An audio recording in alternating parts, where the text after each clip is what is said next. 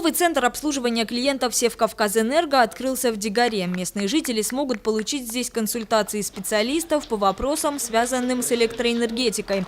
Здесь же можно заказать установку счетчиков. Кроме того, центр оснащен терминалами оплаты за коммунальные услуги. Это уже 8-й филиал обслуживания клиентов, который открывается в Осетии за последние 2 года. Работать он будет в привычном режиме с 8 утра до 5 часов вечера. В перспективе мы надеемся развить здесь службу единой квитанции, заключить договоры с водоканалами, с газоснабжающими организациями, для того, чтобы человек, потребитель, мог в едином окне с максимальным удобством для себя получить всю необходимую информацию и оплатить потребленные услуги.